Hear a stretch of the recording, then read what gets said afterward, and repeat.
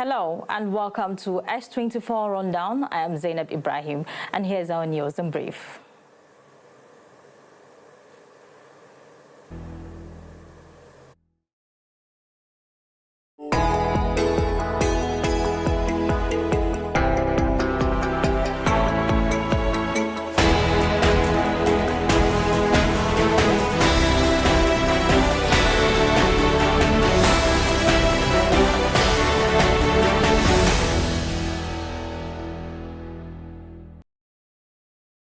Details. To start with, the All Progressive Congress, APC, has dismissed efforts by opposition figures to form a coalition ahead of the 2027 general elections, describing the move as weak and incapable of threatening its dominance. The party insisted that such alliances lack the structure and unity needed to unseat it, expressing confidence that Nigerians would continue to support its leadership based on its record and ongoing reforms. APC officials also projected strong electoral prospects, particularly in Nigeria's northwest region, which they identified as a key political stronghold. The party maintained that its grassroots support and governance performance would secure victory in 2027, downplaying opposition momentum and reiterating that it remains well positioned to retain power despite emerging political realignment. In another news, suspected terrorists attacked a community in Borno State, killing 4 Nigerian soldiers and a civilian during a violent assault. The attackers reportedly engaged troops in a fierce gun battle, leading to casualties among the military personnel, while a civilian also lost their life in the incident.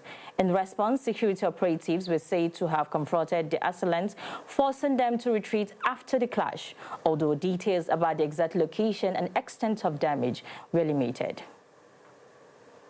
Also, fresh political signals ahead of the 2027 elections have emerged as Atiku Abubakar declared that the next presidential contest would mark the final chapter of his long political career.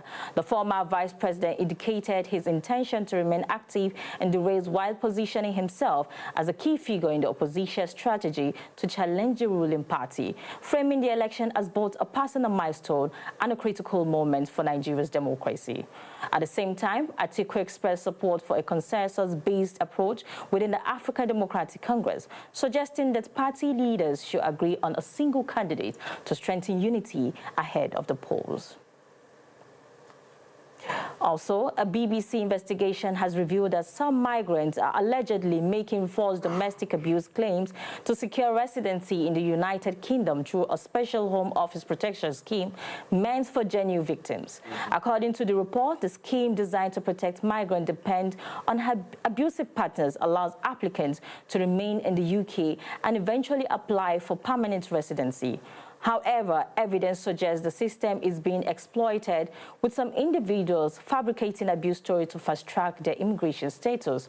The investigation further uncovered that certain immigration advisors are actively encouraging and assisting applicants to submit false claims, even offering to create fabricated story for a fee.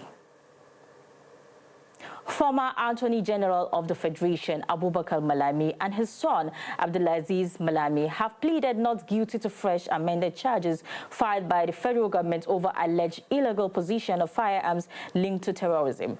The charges, which were revised during a court session, accused them of possessing weapons and ammunition without a license and preparing for acts of terrorism in violation of Nigerian laws. The case stems from earlier allegations by the Department of State Services, which initially charged them with terrorism, financing, aiding terrorism, and unlawful possession of firearms. Finally, on international news, U.S. President Donald Trump has announced the leaders of Israel and Lebanon are set to hold talks as part of efforts to ease rising tension between the two countries. According to a U.S. official, the move is aimed at creating room for a potential peace agreement, with Washington expressing support for an end to hostilities, particularly between Israel and Hezbollah in Lebanon. The planned talks are seen as a step towards building trust between both nations, even though the U.S. are not demanded an immediate ceasefire. Officials noted that the discussions are separate from ongoing U.S.-Iran negotiations, stressing that both sides must generate political momentum to achieve a durable and lasting peace in the region. Now, moving on to business news with Hadiza Galadima. Let's hold on for Hadiza.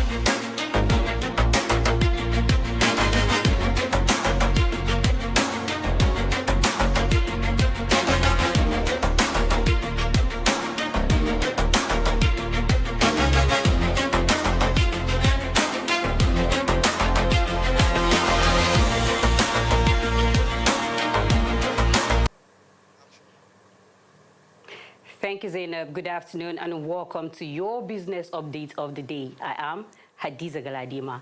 As markets open this Thursday, we are tracking a major shakeup in the domestic aviation sector, a steady climb in national productivity, and a global energy market on the edge. Let's dive into the headlines shaping the economy today, April 16th, 2026. We begin with the Nigerian aviation sector, where it is seeing a significant boost as 3 major domestic carriers announced the arrival of new aircraft this morning. Following the federal government's recent intervention to ease the procurement of spare parts and aircraft listing, domestic capacity is expected to rise by 15% this quarter. The Ministry of Aviation and Aerospace Development noted that this expansion aims to reduce the high cost of air tickets and improve flight schedule reliability across major hubs like Lagos, Abuja, and Kano. And in a boost to the nation's revenue projections, the Nigerian Upstream Petroleum Regulatory Commission reports that daily oil production has risen by 4.2%, reaching 1.54 million barrels per day. This surge comes as the federal government highlights massive savings up to 52 trillion naira this year alone, following the total removal of petrol subsidies, providing much-needed fiscal breathing room for infrastructure development. And on a more cautious note, the National Bureau of Statistics has confirmed that headline inflation rose to 15.38% in March. This inflationary pressure is expected to persist through April, following the NMDPRA's decision to increase the price of natural gas for power generation to $2.18 per MMBTU. Experts warn that this $0.05 increase could lead to higher electricity tariffs and increased production costs for gas-based industries. And finally, turning to the international stage, Asian stocks have rallied to record highs this morning. Japan's Nikkei 225 surged 2.4% to reach an all-time high of 59518.34, while South Korea's Kospi gained over 2%. This optimism stems from reports of an in-principle agreement between the U.S. and Iran to extend a 2-week ceasefire. However, the energy market remains volatile, with Brent crude rising to $96.44 per barrel as traders remain wary of secondary sanctions on Iranian oil exports. That's the latest from the world of business, but the conversation is just getting started. Stay with us as we move into our next segment, the newspaper review. Joining the desk to dissect the front pages and the stories behind the headlines are Zainab Ibrahim and Abubakar Turaki. After the break, do stay with us. We will be right back.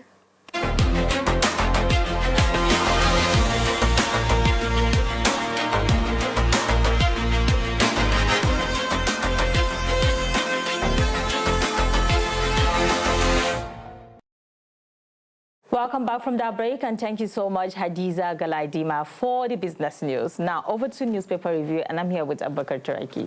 Hello, Abubakar. Hello, Zainab. Good to see you again today. Thank you, Zainab. So, first on our newspapers, we have The Guardian, and on the front page it says, fresh concerns over Fresh concerns over funding of risk as Nigeria's public debt hit 159.29 trillion.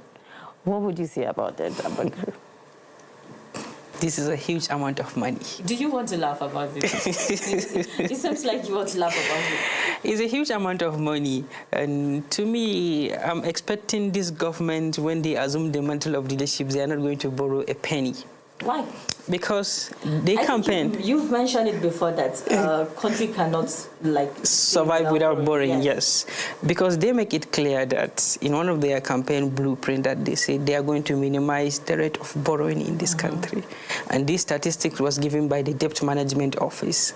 And what amazed me here is like each Nigerian is expected to repay the sum of 724,000 naira. Oh my God. But the most funny and annoying part is, if we had seen the benefit of this borrowing, maybe we would have been, they wouldn't have problem with the much borrowing. But we've really not seen what this money are used for. We just know that as a citizen, you are owing. Each citizen is owing a certain percentage. So when do this borrowing stop in a country like Nigeria? You say that we have not been seeing the benefit. Those that are in the higher position are seeing the benefits. Because if you look at the flamboyant life they are living. But does the country belong to people? Of course, the country belongs to all Nigerians. But does it, so why is it that some faction are enjoying the borrowing and others had to suffer for it? Well, it is our own, should I call it negligence? And it is our own inability to make the right decision when selecting leaders. And prior to colonialism and even post-colonialism, when selecting leaders, sometimes we go for competency. But right now, we are all just going for interest. Some people that will come and tell you lies. And when they assume the mantle of leadership, they will start doing going negatively. And this is to tell you, this is the government that when it assumes power, it bought a very flamboyant yacht. It bought a new presidential fleet. It bought a new Escalade, one of the latest car. In a country where people are suffering, in a country where the citizens cannot afford 3 square meals a day. It's so unfair how they even make large budgets for frivolous things, what I would regard as frivolous things. That is the nature of human being. And this is to tell you that our leaders, they have to rise and do the needful. Because if I could remember, former Senate President Chukwubo Okadibo, he said that like the children of poor, the children of less privilege, that you fail to give them quality education, they may likely be your monsters. In the sense that they will never allow your children to have peace. And look at the sum amount of money that was borrowed. And one thing, I'm not an economic expert, but based on my little kindergarten of the economy, I quite understand that this borrowing come up with some prescription. If you fail to pay within this time, there's going to be an accumulation. Should I call it interest? Yes. And it is accumulating. And this is to tell you, this is some part of the borrowing. Maybe this is the domestic borrowing. So when it comes to the external borrowing, I think many Nigerians will not be able to look at the paper again. And we have a lot in the past that have not even been sorted out yet. Of course. Yet we are borrowing more. Of course. God knows what they want to use this money for. Only God knows what they're about to use this money for. Maybe just because, you know, the way African politics is monetized. You know, we are approaching election. And the government may do everything in order to have money in their coffers. I don't think any country should be borrowing if you're not using it for a business, like using it for some infrastructure that will multiply. But we use our money to even pay salaries. Zainab, looking at Nigeria as the giant of Africa, as I told you, I'm not an economic expert, but looking at Nigeria as a giant of Africa, I don't think if Nigeria need to borrow, then I will give you the solution if we are not going to borrow If we're borrowing to make ourselves better, to make ourselves grow, we should not borrow, Zainab. It's high time for us to be because we are always importing. It's high time for us to revive our industries. Let us be an exporting country so that we can be having foreign currency popping into our economy. And maybe our listeners will go, I think there is a book written by the governor of Anambra State, Soludo, and Ngozi Konjo-Iweala. the debt crisis in Nigeria. And that has been a long time ago. Almost 7 years ago they wrote that book. But it is still meeting up with... It's like maybe if you read the book, you would definitely like maybe the book was written just yesterday. Yes. And also Ngozi Okonjo-Iweala in her book, Fighting Corruption is Dangerous, she made it clear that borrowing in a country like Nigeria, it's not good to be borrowing. Rather, if we are going to borrow it, let us make sure that we put the money that we borrowed into the project that will pay that amount. Money to pay salary. But what we are having right now, we are borrowing in order to finance. There's what we call recurrent expenditure. We are borrowing in order to finance most of our projects. I think for the past 6 to 7 years, we have been borrowing in order to fill the gap of most of our budget.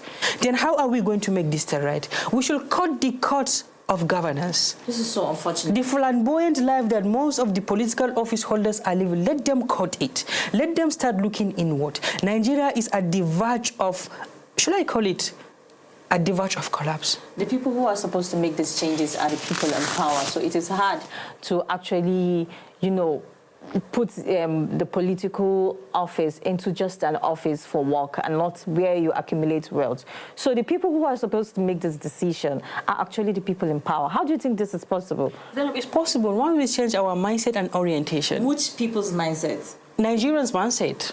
There is what we call trial and error. We have seen when... What can Nigeria do? What can a common citizen do regarding this? Let him do the needful. Let him make sure that he have elect those people that are going to give him a fair and equal representation, not a lopsided representation and not a self-centered representation. Most viewers who have, participated in the last election and elected someone would have thought that that was the right candidate. I wanted to give you an insight on what happened in Malaysia, what happened at Singapore, and recently what is happening in Kenya and what is currently happening in Rwanda. Let us take Malaysia. Dr. Mahathir, the Prime Minister of Malaysia, he transformed Malaysia from third world state to one of the developing states right now in Nigeria, in the world. Malaysia is doing well. Under Lee Kuan Yew, the Prime Minister of Singapore, he also transformed Singapore into a global state right now. Look at Ethiopia under Abiy Ahmed, their president, or their vice president. What are you saying? What are you saying? When you say we should change our mindsets, which people are we talking about? The commoners. Exactly. What do you expect the commoners? Zainab, change begin with me, you and I. Is election enough? Is election actually enough? Election is not just enough. The right person enough? Election is not enough, but we need to have the proper political socialization. Because I may go to school, but I may not be able to have the knowledge to do the needful.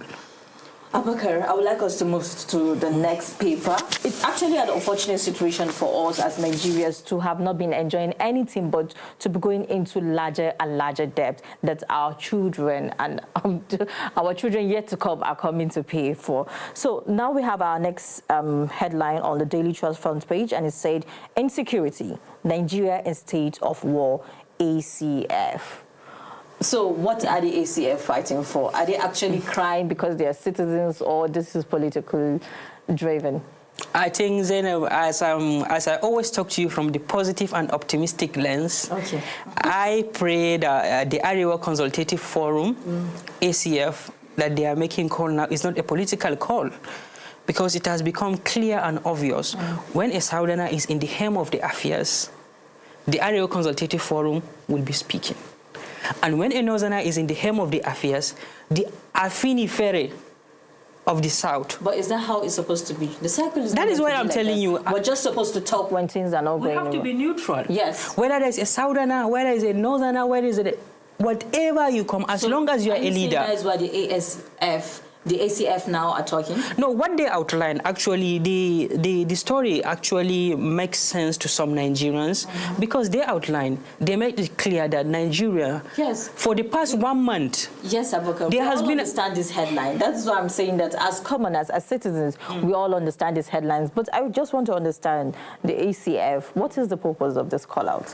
Well, as under Arewa Consultative Forum, a forum that engulfs Northerners, Is their right, according to the Constitution, to speak, and at least we are living in a democratic state, and you have the freedom to hold your leaders accountable. Yes, so these are wake-up calls that normally come periodically, and it's normally called with some political undertone. Yeah. Sometimes I call it... The most important thing is the call that is not hypocritic. Of course, that is what I say. We should view it from things are actually going on. Things are actually going in the wrong direction. Yeah. Because look at the level of attack. Look at the level of insurgency. Look at the level of...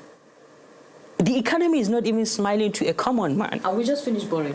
We just finished borrowing. While if we borrow, we are only going to channel it into few individuals in the country. Recently, I saw the Senate President, Apabio. He was just saying that it was just President Tinubu that he's doing the needful. That is the reason why the high rate of attacks is going on. Can you imagine? Number third citizen in the country, he's speaking that word. Well, I do not understand that the president is doing the needful. That is why opposition are using insecurity in order to destabilize his government, because we are approaching election. He even make it clear that once the election periods end, Nigeria will come back to a stable I think one thing I understand with these individuals is once a politician is always a politician before a leader.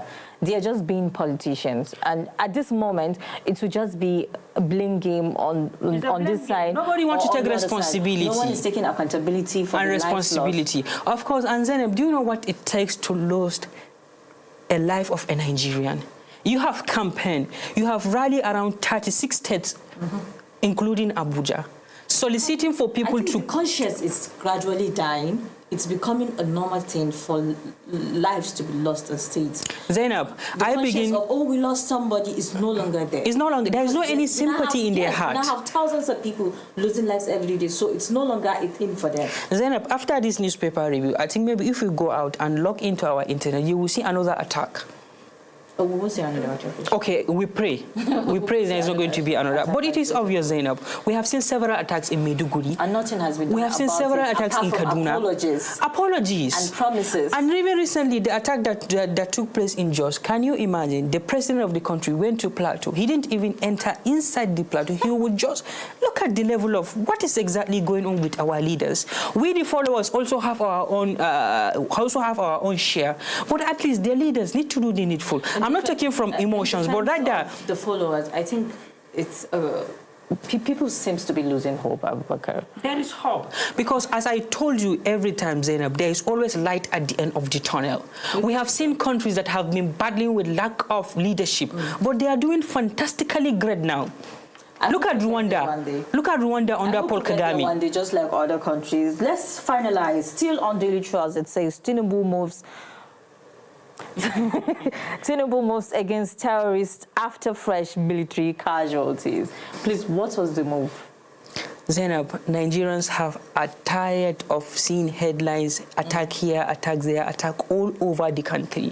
The president, I think we have to be pleading and urge the president, let him do the needful. You know that the president is in the villa. Even inside the villa, the president is in a house that we call glass house. Yeah, I get it. It's inside the glass house. And do you know what it takes for you to pass through that glass house?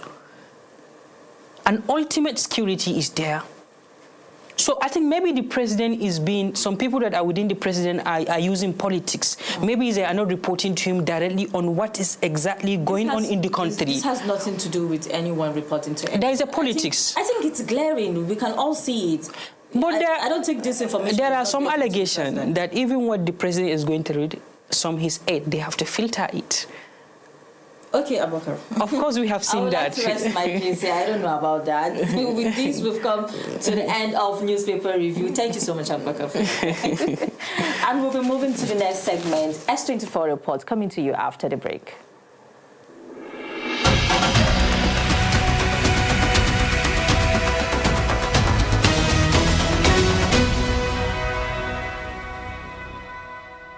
African Democratic Congress ADC has brought together top political figures and party faithful for its national convention ahead of the 2027 general elections. Discussion at the convention centered on strengthening party's unity and positioning the ADC as a formidable force in Nigeria's political landscape. Party leaders and stakeholders emphasized the need for cohesion and strategic alignment as preparation intensified for the next electoral cycle. When a broken nation cries out for change, and the people look for those who will lead with commitment, honesty, integrity, and courage. We will not surrender. Because what is at stake is not just about the ABC or the issue. It is the very survival of democracy. Nigerians are determined for change, and Nigerians are determined to turn things around. Because of We are fighting for our future, our future generation. Nigeria is coming back. We will not just sit down. I can sit down and get my money everywhere and enjoy. In Nigeria, things are happening. And whatever happens in Nigeria will affect me. It will affect my children. It will affect everybody around me. how far was Nigeria? Nigeria Tons of us. Tons of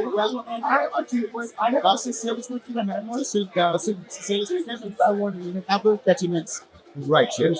If you look at the depth of insecurity, from the very moment the tribe of South under the leadership of, let's say, President Arden, right down to the era, they're in the future.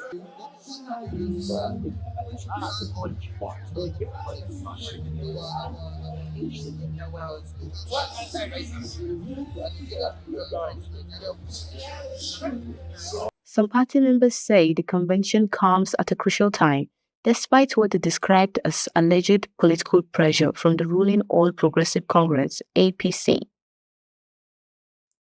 The gathering also comes amid tension with the Independent National Electoral Commission, INEC, as opposition leaders raise concern over action they say could affect their activities ahead of 2027. Despite these challenges, the ADC insists its momentum is growing as it positions itself for upcoming elections. Shukra Oni, S24 Television.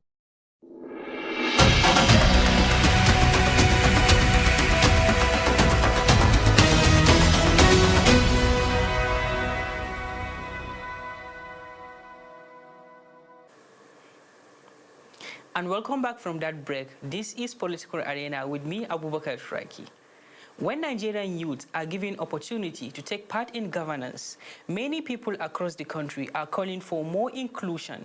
This is based on the belief that when the energy of young people is combined with the experience and wisdom of leaders, the country can achieve a better, more lasting result.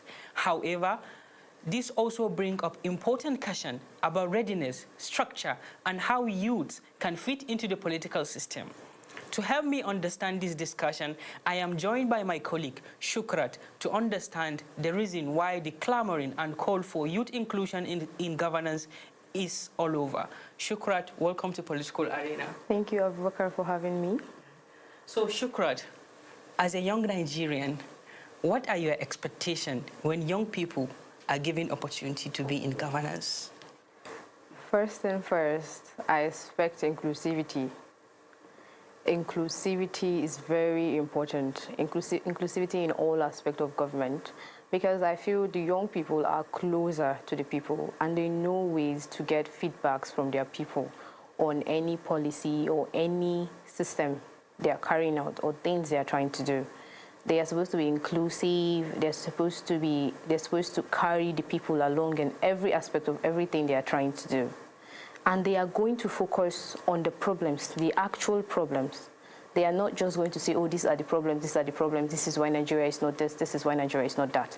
They know the problems already. They'll carry out the problems. Job creation, they are going to channel energy, ideas. They are going to put in place systems and structures that can help defeat the problems of Nigeria. And I know a lot of people are going to say, oh, young people do not have the experience. So far, where has experience led us? Nowhere. Experience has not led us anywhere. So I think it's high time we let go of experience and focus on skills. Can you elaborate more? Experience have not led Nigeria anywhere. With all the gigantic structures that are going on, with all the huge and all the progress that Nigerians witness, and you are saying that experience have not led Nigerians anywhere. Nigeria is witnessing progress. But the progress we are witnessing is not the progress we should be witnessing. Just recently, the president of Ghana said God should help Nigeria, so big countries like Nigeria would not be running to small countries like Ghana. Are we experiencing enough progress? But there is a bilateral relationship between Nigeria and There is, but we are running to them. He used the word running to them. Should we be running to them? No. Nigeria is the giant of Africa. Do you think we have experienced enough progress to live up to that name, giant of Africa? No. We do not have the stability it takes to be the giant of Africa yet. Despite the fact that Nigeria played a vital role in the liberation of places like it has contributed to a peacekeeping operation, it has contributed to making the continent stable. I'm not disputing that. But is Nigeria itself stable? No. We are contributing to other people's stability when we ourselves are not stable. I'm not saying we should not contribute. We should contribute. But if you are going to contribute in something you do not have, you should have it first. Should you not? Nigeria is progressive, but the progress we are making is not the progress we're supposed to be making. We are supposed to be far ahead. Hence why we need innovative young minds on this in the leadership in the country. They should not be treated as like learners. They should be treated as co-partners with our I don't want to say old, but with our grown-up leaders. From all indication, young people have given opportunity in the Fourth Republic, and we have seen what people like Yahya Bello showcase. We have seen what people like Senator Elisha Apo have showcased, and we have seen many young people, when given opportunity in the governance, they used to use it in order to personal use instead of service to the people. That is where I'll say they were leaning into the already existing system. They are leaning into the already existing system. Instead of them not to lean into it, they are leaning into it. And speaking of young people, how old was Yahya Bello when he got into government? He was still young, in his late 30s. In his late 30s. He's not exactly young. He's a middle-aged man. So he just adapted what has already been there, and he kept on doing it. He didn't stop it. He didn't try to break the circle of gerontocratic ideas that were already in existence. He leaned into it and adapted what has been there instead of creating his own new structures, bringing his own energy and innovative ideas into the system. Hence why you should not be stereotypical, using one person to judge the others, using one youth to judge the other youths. But I have given you so many examples. Have we used, if we are talking about what the youth have not done, should we talk about the gerontocratic people? We are talking of youth of nowadays. Not youth of nowadays. Yahya Bello is not the youth of nowadays. Last I checked, he was born in 1980s, and that's not nowadays. Not 1990, not 2000s. He was born in the early 1980s, and that's not nowadays. Check, that's like 40 years back, if I'm not mistaken. So from the way you spoke, you are pretty optimistic that once the opportunity is given to young people, Nigeria may move toward progress, development, unity, and progress. You see, that is me not being realistic. I'm a realist. Being a realist, just give the power to young people, they will do better. Nobody's saying that. But they will help, they will assist and move Nigeria, direct Nigeria towards where it should be going. They will not just sit on the idea of experience. This person did it like this, let me do it like this. The person that did it like this, that you want to do like this, when did the person rule? The person ruled 40 years back, the person ruled 50 years back. We should focus on new ideas, and I think young people are going to be more innovative with their ideas and focus on the present and not rely on what somebody has done in the past. So I quite agree with your submission. And I'm not saying young people are just going to come and fix everything, but they will drive Nigeria towards where it should be going. That's what I'm saying. Many opportunities are given to you, especially when it comes to like student unionism. And we have been seeing how young people are misappropriating the little fund that was injected in the student unionism body. So what can you say about that? You should not generalize. The people in government currently are embezzling funds. Why should it be directed at young people alone? Those in higher level of government are also embezzling funds, and those are older people. Just like I said earlier, they are leaning into the already existing system.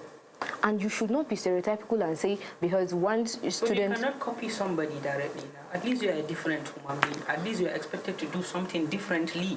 That's the thing. Most ideas are generic, similar, similarity. This person is doing this, I want to do this. This person is doing this, let us do this.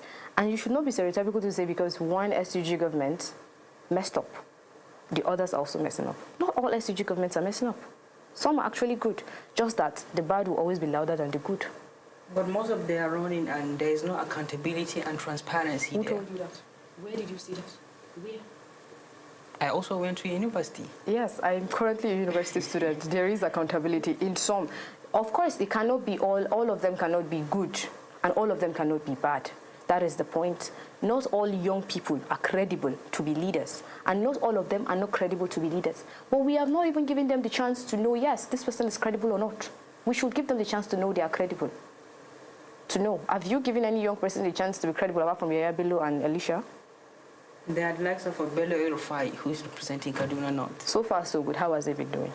Oh, he's doing fantastically. Exactly. Great. Is he not a young person? Why would you not use the likes of him to judge the others, and you choose to use the likes of somebody that is 40 to judge the others? Use one person's fault to cover us. And the fact that Nigerians says old people have not been leading the country so yeah. Okay, when it comes to self-centered ideology among the young people, and it has come to our notice, it's obvious that young people nowadays, they cherish their comfort zone instead of using their youthful age in search of education, knowledge, and even skills. What can you say about that? You have been mistaken, Abubakar. Young people do not cherish their comfort zone. Have you seen the rate in which young Nigerians are bagging PhDs? Young Nigerians are bagging PhDs in courses like mathematics. In serious... The ratio is not even 1 to 10. No, because we are focusing on something that is more profitable. That is where the older people have led Nigerians. We no longer focus on things that we are truly passionate about, as everything we are passionate about now is just hustle. We have seen a situation whereby young people, a young adult, a young Nigerian man, may likely stay under his comfort zone, Facebooking, TikToking, no, and wasting his precious time. No, he's not wasting his precious time. If he's Facebooking, he's probably going to get monetized on Facebook and start earning. That is where the older people have led the country to.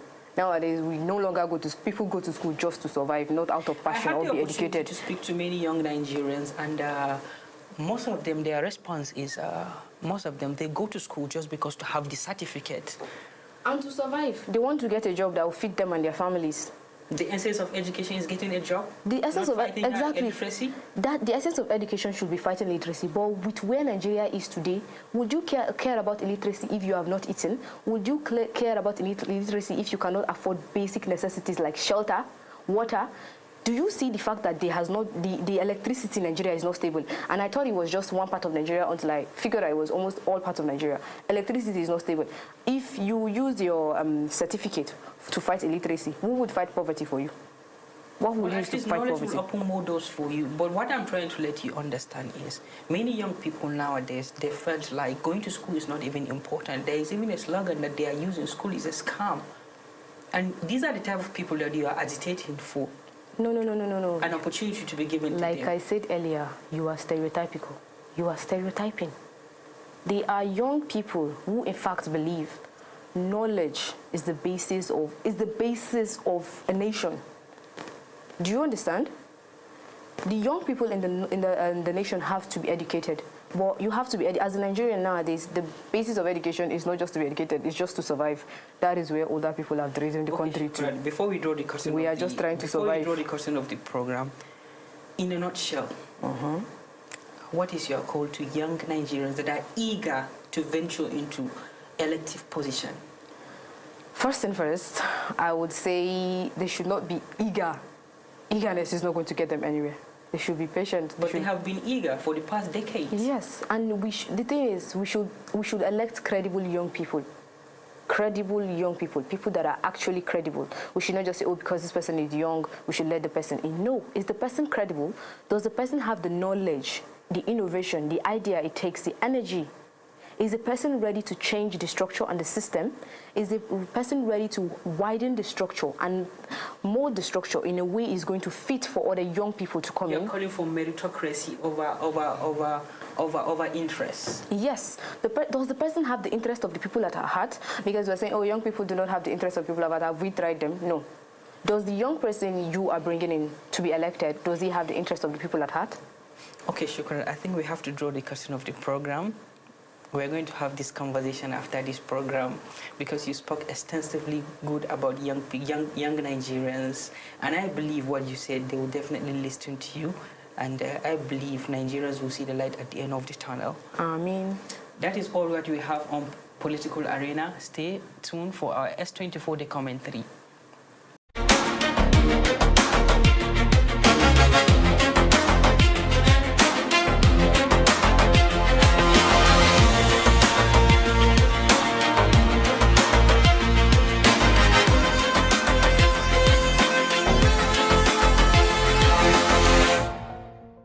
You mentioned annual returns a few times, and most times when you say annual returns, some say for some of the Vox Pops we've done in the past, why is it yearly? Why not 5 years? Why not 3 years? What's the rationale behind the annually instead of maybe 5 years or longer period? There is a wisdom of anything. It's a provisions of the law. We are guided by the provisions of law in our operations. Like incorporated trustees, what we term as organizations and foundations. It is a biannual statement, annual returns. They were expected in law to file after 6 months biannual statements. And there are a lot of allegations that saying people are hiding under NGOs, doing a lot of things. So you have to come up and file biannual statement after 6 months.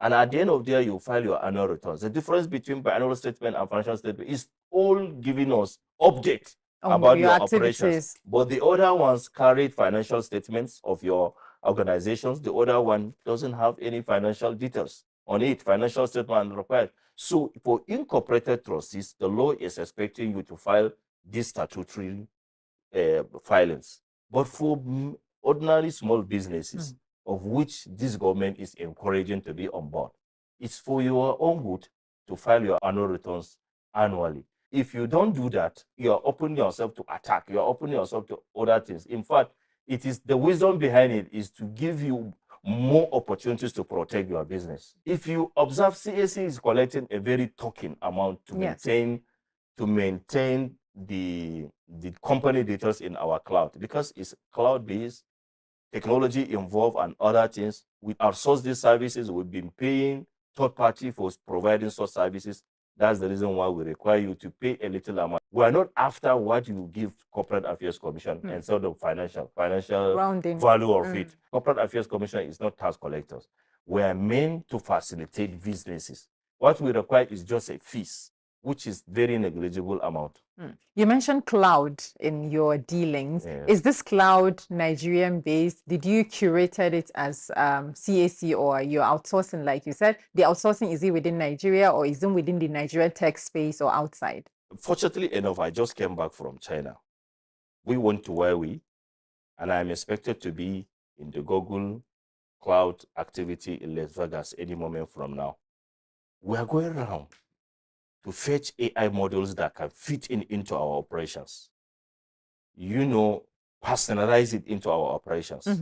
When we personalize it for our operation, because all our activities are homegrown. All our technology that we are providing are homegrown. We didn't import it from anywhere. It is a homegrown. We are developing it, tailored in our laws, and personalize it. But still, we have a data centers that we kept our record and other things. One of the days when you rely on the data, that's the reason why you see our customers that are making a lot of complaints that during the peak period, peak hours, they hardly do seamless transaction with the Corporate Affairs Commission.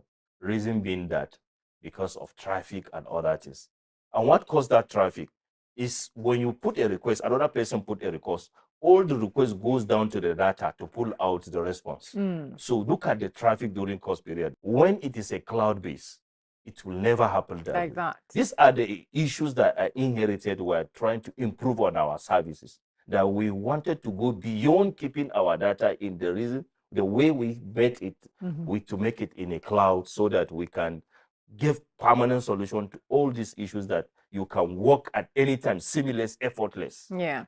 So for a trader in a market, a student starting a small online store, a family recruiting a contractor, why should the average Nigerian care whether a business is properly registered and compliant? What changes for them in real life if they do all of that? You've mentioned a few, but you can still throw more light on that. The importance of having your name registered with the Corporate Affairs Commission, once, is giving yourself security. Because if you've been operating without legal entity, you are not making your business an entity. You are exposing yourself to a lot of issues and challenges. That's one. Secondly, once you register with the Corporate Affairs Commission, or you register your businesses, it's like you're open opportunities to yourself. There's one, you can able to have access to loans at the banks. Banks cannot give you loan in your individual names. It must have something to rely on. Your data, full information about you, who is your next of kin, where your registered address is, and all these things. Thirdly, gone are the days, because of the technology now, interoperability of the activities. Now, if you go anywhere in the world, you buy things cashless. You don't go with cash, you go with card. So if you have not captured in the system, there is a limitation in a transaction with you. But once your identity is captured in the system, you have limitless opportunity to transact the business. And beyond that, if you are registered with the Corporate Affairs Commission, government is rolling out a lot of, for SMEs, government is rolling out a lot of interventions and grants. Go to the Ministry of Youth, go to the Ministry of Humanitarian Affairs, go to other places. You see, it's a requirement that you must have a name, BVN, registration with the Corporate Affairs Commission, to enable you access such kind of interventions by the government. Go to the SMEDAN. SMEDAN is a body designed by the government to teach you, support the businesses, SMEs, and other things. If you have not registered, how will you benefit?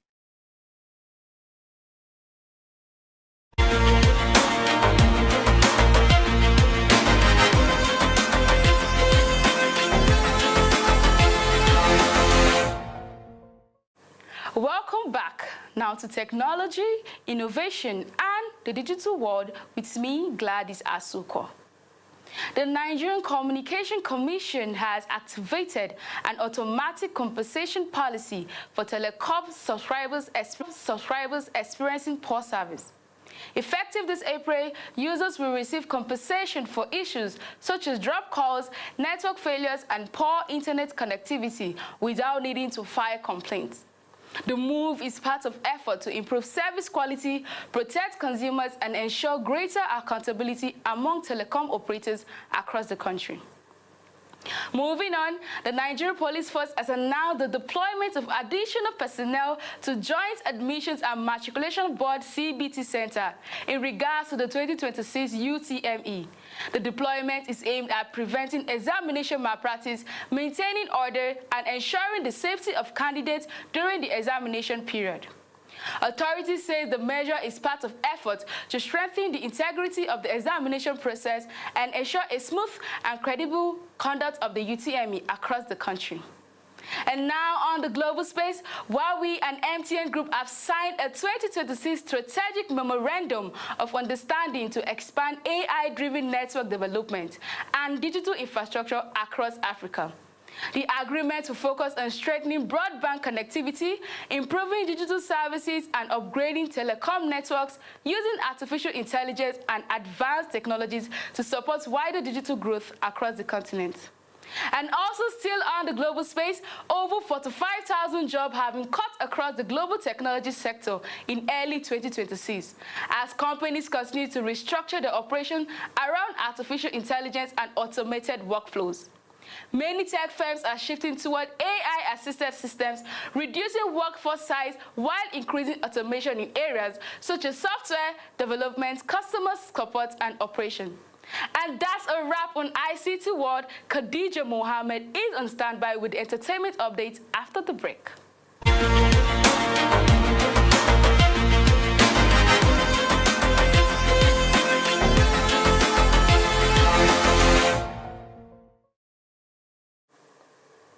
Hello, and welcome back from that break. And now, let's dive into the entertainment update for today. In the heart of Lagos, rising streamer Ojo turned a dream into reality as he linked up with fast-rising artist Movo for an unforgettable street performance of the hit track Mo Fair. The energy was unmatched, and the crowd was fully locked in. Popular content creator Shank Comics added flair to the moment, surprising Ojo with a 55,000 naira outfit and stirring the spotlight towards the young talent. From playful banter to chaotic laughter, the stream captured everything fans love about Nigeria's booming digital scene with authenticity, music, and pure entertainment. From street vibes to the legal headlines. Socialite Pretty Mike has been cleared of all drug-related charges by a federal high court in Ikoyi, Lagos State. Presiding Judge Ambrose Louis Ago ruled that the case brought forward by the National Drug Law Enforcement Agency lacks sufficient evidence. The court emphasized that mere suspicion cannot stand as a proof under the law, and also added that the case stemmed from a 2025 raid at Proxy nightclub where substances including nitrous oxide were reportedly discovered, but ultimately the prosecution failed to establish a solid case. From the courtroom to controversy in Nollywood industry. Actress Ruth Kadri is trending after describing artificial intelligence as being like the Holy Spirit guiding people. The statement has sparked backlash, notable fellow like actress Angela Okori, who called the comparison inappropriate. And now, the debate is dominating social media, blending faith, technology, and celebrity influence into one heated conversation. And away from the noise, a quieter but powerful story is unfolding. A new documentary is shining a light on female filmmakers in Kano State, highlighting their resilience in navigating a male-dominated industry, from cultural restriction to limited representation. These women are pushing boundaries and reshaping storytelling in the northern Nigeria, one film at a time. And finally, on the international space, the global pop star Katy Perry is reportedly under investigation following allegations raised by Ruby Rose. While details remain limited, the story is gaining traction across international media, adding to the wave of celebrity-related controversies dominating the headlines. And that brings us to the end of today's entertainment update. Up next is the sport news with Martha after the break.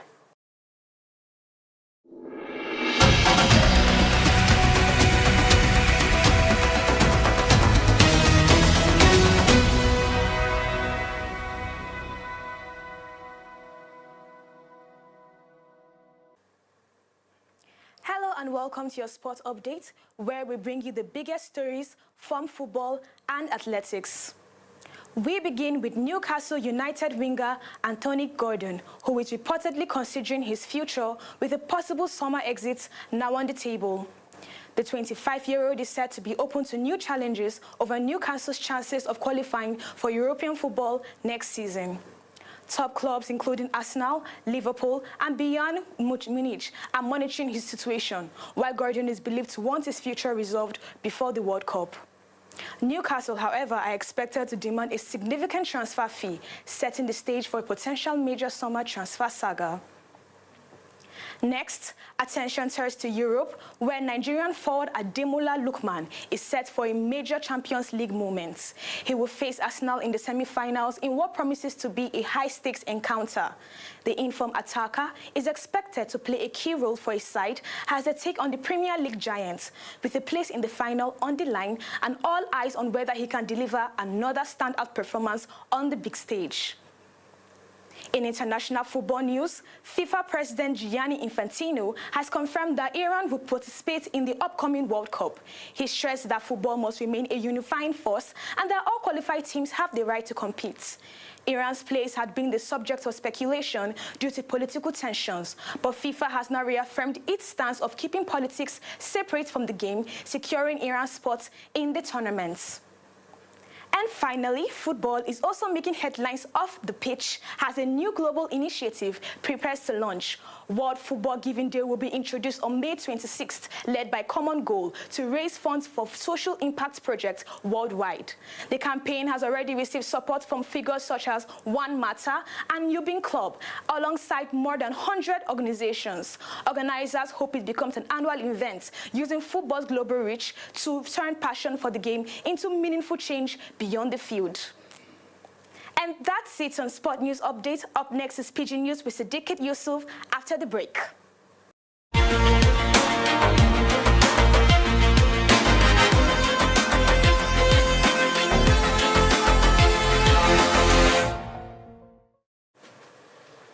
Una welcome, my people. Make we yarn the matter where they happen for Nigeria again today. All Progressive Congress, APC people don't hit their chest talk, say all those other parties where they against them, and where they join hands to form one group for 2027 election, no go fit do anything. APC say those people no get power or better arrangement safe to take shake them. The party talk say Nigerians still like them because of the work where they don't do. And it sure them say they go win again, especially for northwest side, where there are people plenty pass. Them say make the other party they play because APC know they fear any new group where then they join body for. For Borno State, Nigeria they bleed. Bad people don't kill soldiers and civilians. Some people where they suspect say they be terrorists go attack one community. For the fight, them kill 4 Nigerian soldiers and 1 civilian. The soldiers try their best fight them back until the bad people run enter bush. But people don't already die. Up till now, we never too sabi the full name of the place where the thing happen or how many things serve them don't scatter. Former Vice President Atiku Abubakar don't talk for Arise TV yesterday, say na 2027 election will be in last fight for politics. He say he go still there among the people where go try collect power from the party where they rule now. And he see this election as big thing for his life and for Nigeria. Atiku also advise ADC say make all their leaders agree on only one person where go stand for them so that them go figure power and get one mind to take fight. He still can talk, say, even if you no win, he go there with anybody way later win. Say, me Nigeria better, na he be your own. For outside Nigeria, BBC don't find out, say, some migrants, they lie, say their partners, they beat them. They say this line and make the fee stay for UK forever. People go lie, say their husband or their wife, they maltreat them with the Oyibo people they call domestic abuse. This lie now because of one protection law where UK gets. The law say if the person will marry you, they do you wickedness, UK government will allow you stay their country forever. BBC don't find out, say even some people safe, even some lawyers, they help this migrant cook the lie. With themselves, they use collect paper and them go collect money joiner. We carry the matter, come back Nigeria again. Where federal government they carry to say former attorney general and his son gather gun and bullets when no get government paper. Abubakar Malami and his son say them no get gun for hand. Former Oga lawyer for Nigeria Attorney General Abubakar Malami and his son Abdulaziz don't tell court say they no get wetin government talk. Say they no do anything at all wey concern the tori wey government they carry. Government say, abi they plan terrorism work because DSS been talk say that they give terrorists money, but for court, Malami and in Peking stand their ground say they no sabi anything about all this matter. For Obodo Ibo, Donald Trump say Israel and Lebanon won't talk peace. US President Donald Trump don't talk say the leaders of Israel and Lebanon don't already to sit down. They don't ready to sit down one-on-one, may they talk about the war where they happen everywhere. This one is to make the fight where they happen between the two countries cool down. Even though America never say me they stop the war now, they won't make Israel and Hezbollah, the group for Lebanon, try find peace. May they sit down one-on-one, may they yarn matter. US people say this talk different from the one them they do with Iran and say the two countries must get mind to stop the fight for real because it they affect everywhere for the world. Now, all the story where we bring today be that. I go live now with Zainab Ibrahim.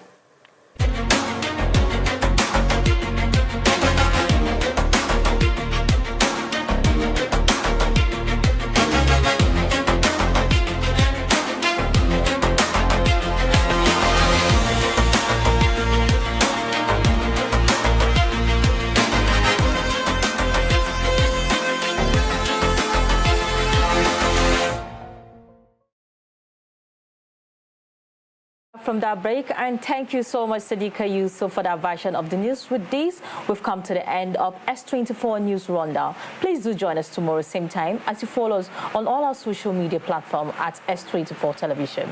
My name is Zainab Ibrahim. Do have a lovely day.